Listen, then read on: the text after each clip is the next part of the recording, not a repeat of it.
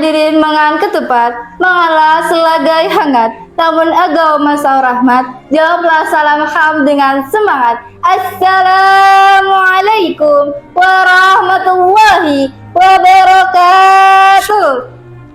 Tabe pun.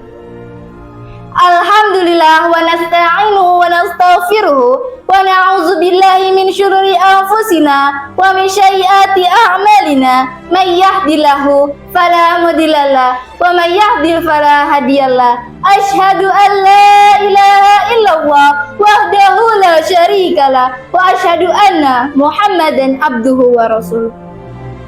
Para tamu-tamu, saya hormati Bapak Kepala Yayasan Al-Muhsin, Bapak Dr. Andes A. Sumanta, Magister Pendidikan.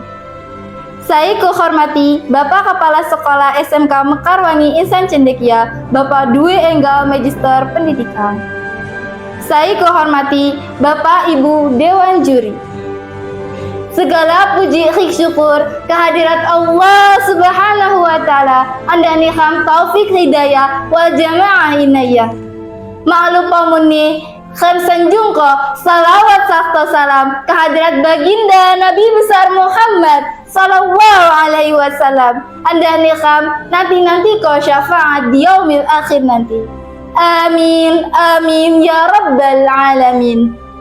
Izin koham Daviana Keswandari, perwakilan kelas 11 layanan perbankan syariah, hago nyampaiko sapato wapato wakta sapato wapato kalimat hikpidato sikam sai berjudul Gen Z sebagai pelopor perubahan di era digital.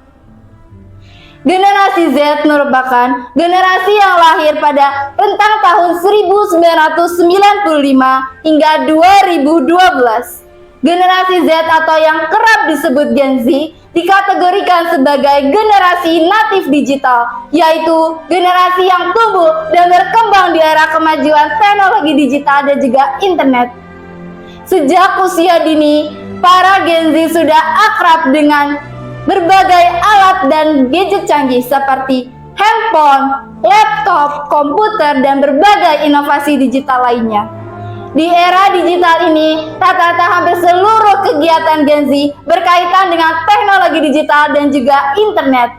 Dari mulai bermain sosial media, berkomunikasi, belajar daring, bermain game online, hingga berbelanja kebutuhan sehari-hari. Kita memiliki akses penuh atas ini untuk belajar, berkomunikasi, dan berbagi ide. Dan ini adalah waktu yang tepat bagi kita Gen Z untuk menjadi pelopor perubahan di era digital, yang dampak perubahannya bukan hanya untuk kita sendiri, namun untuk bersama. Namun, menjadi pelopor perubahan bukanlah suatu hal yang mudah untuk dilakukan. Kita perlu memperhatikan bahwa perubahan tidak akan terjadi dengan sendirinya. Kita perlu melakukan sebuah aksi nyata untuk menjadikan perubahan itu menjadi kenyataan. Dengan cara kita berani dalam mengambil resiko dan berani dalam mengambil langkah-langkah di akan yang datang. Langkah yang pertama yang kita lakukan adalah kita harus memiliki visi yang jelas tentang perubahan apa yang ingin kita ciptakan, apa yang ingin kita capai, apakah di dalam bidang sekolah, lingkungan, ataupun sosial, ataupun yang lainnya.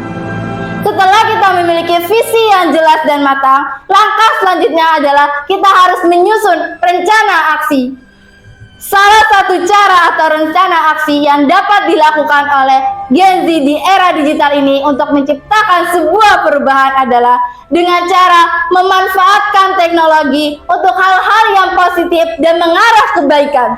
Seperti kita dapat menggunakan teknologi atau media sosial untuk menyebarluaskan isu-isu positif seperti tentang pentingnya pendidikan, pentingnya kesehatan mental, pentingnya kesetaraan gender, dan lain sebagainya. Dengan kita memberikan informasi yang akurat dan inspiratif, kita dapat memotivasi orang lain untuk ikut serta dalam perubahan yang ingin kita ciptakan.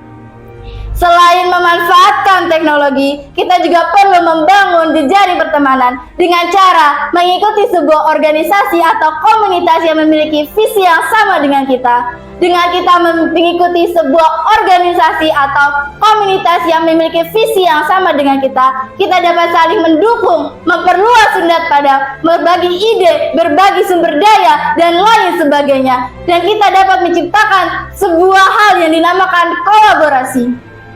Kolaborasi adalah kunci utama yang memiliki dampak besar. Dengan berkolaborasi atau bekerja sama, kita dapat menghadapi tantangan dengan mudah dan ringan. Kita sebagai Gen Z, sebagai generasi muda, kita memiliki kekuatan untuk mengubah dunia. Suara kita penting dan kita harus menggunakannya untuk mempengaruhi kebijakan dan praktik yang ada. Mari kita menjadi contoh bagi orang lain dengan cara menunjukkan bahwa kita peduli, aktif, dan siap berkontribusi.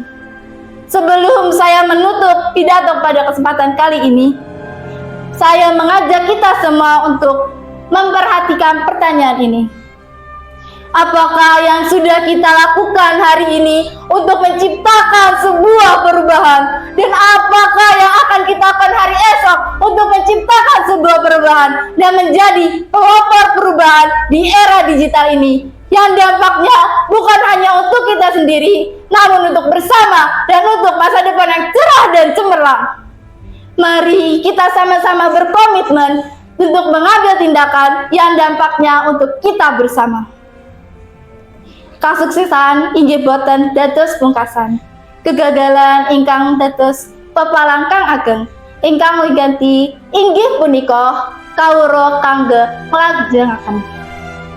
Saderengipun kula panutuping adicara ing dinten ingkang saya punika, kula badhe ngaturaken sesora tembang. Gunung Merapi wernane biru, dicedhaki dadi ijo wit-witan cemara. Menawi kula gadah keliru, kula nyuwun agenging Sang Mudra Pangapura. Ya ana ya mas kupat. Ya mangan kupat ning segara. Yang menawi wonten lepat, kula nyuwun pangapura. Kula pamit rumiyin, segaduni mari. Wabillahi taufiq wal hidayah. Wassalamualaikum warahmatullahi wabarakatuh.